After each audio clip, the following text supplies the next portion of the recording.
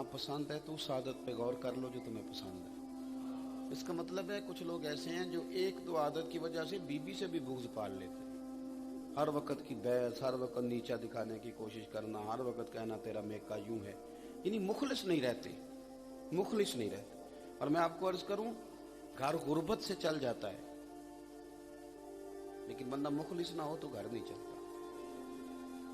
बीवी थोड़े पैसों पे गुजारा कर लेती है, पुराने कपड़ों पे जिंदा रह लेती है, लेकिन पता चले ना कि मेरे अलावा भी कई नजर है, फिर नहीं गुजारा कर पाती। लेकिन अगर उसे एहसास हो ना कि ये गरीब है या अमीर है, ये कमजोर है या ताकतवर है मेरा, ये मेरे साथ मुखलिस है किसी और, तो वो घर जो होता है ना वो जन्नत बन जाता है, खूबसूरती पैदा हो जाती है उसके अंदर। इखलास आपको बड़ा करता है, इखलास आपको ताकतवर करता है। हम ना हर बात दिखा लेते हैं। मैं अभी दोस्तों से कह रहा था, मेरी तरह के जो लोग हैं ना, अब हम पे बड़ी सारी चीजें बोझ बनने लगी। यानी किसी महफिल में अल्लाह रसूल का नाम लेके रो पड़े तो उसे भी कुछ लोगों ने बेचा। पीर साहब के आंसू देख लो, और भाई ये तो हमारा अल्लाह से रिश्ता था, ये भी आपने बेच दिए कि लोगों देख लो ये रोते भी हैं। यानी यूं हाथ उठाए अल्लाह से, मालिक से मांग रहे थे, उसकी भी फोटो चढ़ा दिया, हाथ धो गई। कब उससे मांगे? रोए भी तो कहां छुप के रोए? मतलब ये कि अब तो कोई रोने वाली बात आ जाए ना तो मैं परहेज करता हूं। मैं कहता हूं इसको भी ना, चैनल चलाने वाले इसको भी चलाएंगे, और हमने चैनल चलाना है अपना या रूह का भी ख्याल करना है। सारी तवज्जो, सारी की सारी तवज्जो ये है कि व्यूज पर रहेगी या हमारे दिल पर भी कोई हमारी तवज्जो आए। न करें इस तरह, आप कमजोर हो जाएं। आप अगर हर चीज छुपे, कभी कभी छुपे, कभी कभी तन्हा उठ बुलिया चलो थे बसिए, जिथे वस देनी सारे अन्ने, ना कोई साडी जात पछाणे ना कोई सानू मन्ने। कोई थोड़ा सा कोई ऐसी जगह भी तो होनी चाहिए ना यार, कोई ऐसा मामला भी तो होना चाहिए ना, कोई ऐसी जगह जहाँ इंसान महसूस करे कि यार नहीं, ये नहीं मैंने दिखाना किसी को, ये नहीं मैंने बताना। वो तो लोग ही खत्म हो गए। 5,000 रुपया मस्जिद में दिया, वो भी रमजान में, और पीछे से जनाब हजरत उठा के लाए, उन्होंने खोल के नोट पहले सारी मस्जिद को दिखाया। फिर मौलाना को कहा कि मैं दे रहा हूँ आपको ये 20 नोट, लेकिन किसी टाइल पे मेरा नाम जरूर लिखवा देना मस्जिद। क्या करते हैं? किधर गए वो लोग जिन्होंने अपनी गठड़ियां बचा के रखी हुई थी कि दुनिया में कोई ना खुले, जो भी खुले आखिरत में ही खुले। उन्होंने ताले में लगा के रखा था अपने अमाल को कि खबरदार किसी को पता, हर शय दिखाने की, हर शय। उसका नुकसान ये है कि हमें खुद महसूस होता है कि हम जो कुछ बचा रहे हैं वो हमसे बच नहीं पा रहा, क्योंकि हम सियासत करके बचा रहे हैं। और अगर हम मुखलिस हो जाएं, अपना सारा कुछ अपने रब रसूल के हवाले कर दें। मेरे एक जो सब दोस्त हैं, तो उनकी उम्र गुजर गई, बुजुर्ग हैं। मैंने एक दफा उनसे पूछा कि आपने जिंदगी में बड़ी पंचायतें देखी हैं, तो मुश्किल फैसला कौन सा होता है?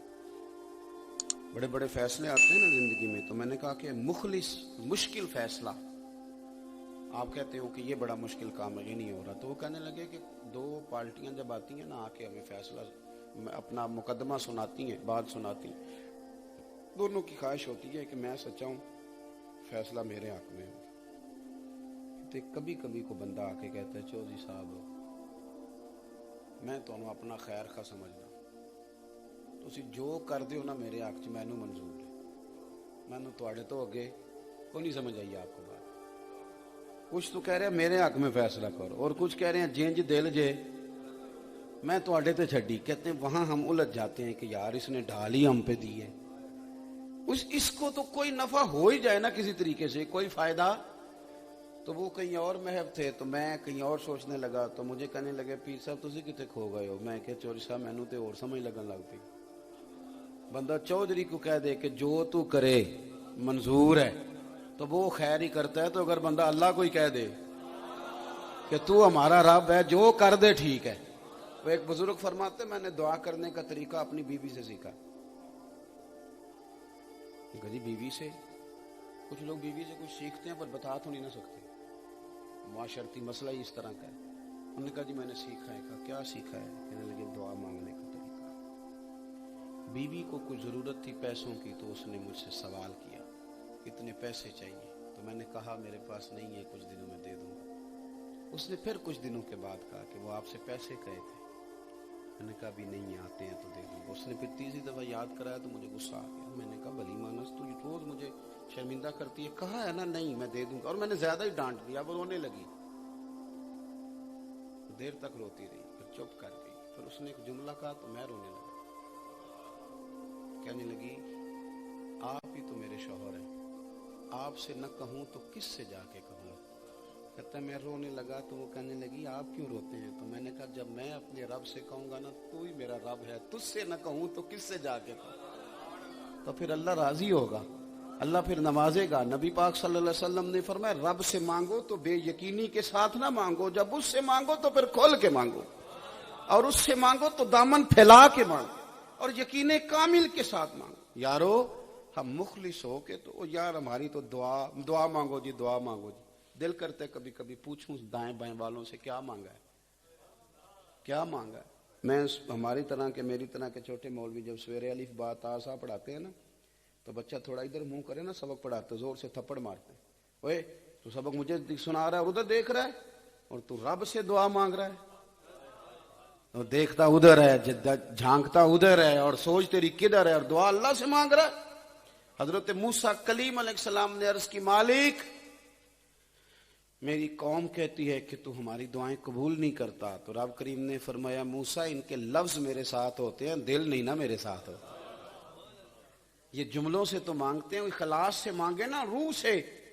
تو مالک نے تو وعدہ کیا اجیب دعوت الداع اذا دعان, تم جب بھی دعا مانگو گے میں تمہاری دعاؤں کو قبول فرماؤں گا. تو اخلاص اپنی زندگی میں پیدا کریں, والد کے ساتھ بھی مخلص رہیں. بانیوں میں بلا دولت مند کون ہوتا ہے؟ میں کو دعویٰ تو نہیں کر سکتا لیکن درویشوں کی خدمت میں بیٹھنے والا ہوں, مشورہ تو دے سکتا ہوں نا. بانیوں میں بھلا دولت مند کون ہوتا ہے؟ جو رٹے نہیں ڈالتا. جس نے رٹا ڈالا نہیں کارنر والی میری ہے, آپ دیکھ لیں گے غریب ہی رہ جائے گا. اور جو کہتا ہے نا بھائی تیرے نال لڑ نہیں ہوتا, تم پرا ہے, مان جائے کے ساتھ لڑوں, فیصلہ کر لو, جو میری بچی مجھے دے دینا. میں نے ان لوگوں کو دنیا کا امیر ترین آدمی دیکھا ہے.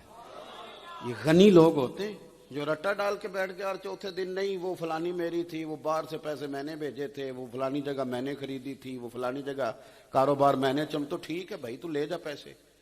کچھ لوگوں کے پاس پیسے بچ جاتے ہیں, رشتہ کوئی بھی نہیں بچتا. اور کچھ لوگ ایسے ہوتے ہیں ان کے گھر میں ماں بھی ہوتی ہے, باپ بھی ہوتا ہے. دکھی بہن بھی جب اپنے سسرال سے تنگ آتی ہے تو اس بھائی کے دروازے پہ آ کے بیٹھتی ہے. تو امیر وہ ہے جو جائیداد لے گیا یا امیر وہ ہے جو رشتے بچا گیا سارے کے ساتھ؟ امیر بھائی وہ ہوتا ہے جسے بہن فون کرتی ہے اور فون کر کے کہتی ہے بھائی ضرورت ہے, میں ان کسی اور نو تو کہہ بھی نہیں نہ سکتی. وہ بڑا امیر ہے, وہ اپنے آپ کو سمجھے کہ دولت ساری میرے پاس, کیونکہ رشتے تو میرے ساتھ بندھے ہوئے. مخلص ہو جائیں زندگی میں. بات ختم کرنے لگا ہوں. مولا شیر خدا علی المرتضیٰ حضرت مولا کائنات کرم اللہ تعالی وجہ الکریم میدان میں جنگ لڑ رہے ہیں. بچھاڑ لیا کافر کو. عرب کے لوگ جو ہوتے تھے وہ نا کوشش کرتے تھے کہ لڑائی میں اگر وہ قابو آ جائے نا کسی دشمن کے تو کوشش کرتے تھے اسے غصہ دلائیں تاکہ وہ جلدی قتل کر دے, ورنہ وہ لاشوں کا مسئلہ کرتے تھے. پہلے انگلی کاٹتے, پھر ہاتھ نکالتے, بڑا تکلیف دے کے مارتے تھے. تو کوشش کرتے تھے غصہ دلایا جائے تاکہ جلدی قتل کر دے. اس نے معاذ اللہ ثم معاذ اللہ مولا علی کی جانب منہ کر کے تھوکا, انہیں غصہ دلاتا ہوں یہ مجھے جلدی قتل کر دیں.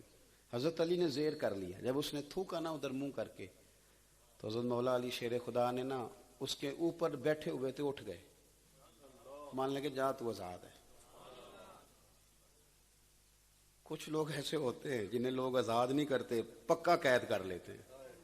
پکا قید, وہ نہیں پھر کہیں جا سکتے. پکی بات. فرمایا جا تو آزاد ہے. وہ وہیں کھڑا ہو گیا. حالانکہ جس کی جان چھوٹ جائے نا موت سے تو بھاگ جاتا ہے, وہ کھڑا ہو گیا اور کھڑا ہو کے کہنے لگا حضور پہلے بتائیں آزاد کیوں کیا, جب گرا جو لیا تھا تو قتل کرتے. تو حضرت مولا مرتضیٰ شیر خدا فرمانے لگے میں تجھے, میرا تیرے ساتھ کوئی رٹا جائیداد کا ہے, میرا تیرے ساتھ کیا جھگڑا ہے, کوئی کاروباری ہے, کوئی پیسوں کا لین دین ہے؟ تو اللہ کے دین کا دشمن ہے, میں رب کریم کے دین کا سپاہی ہوں.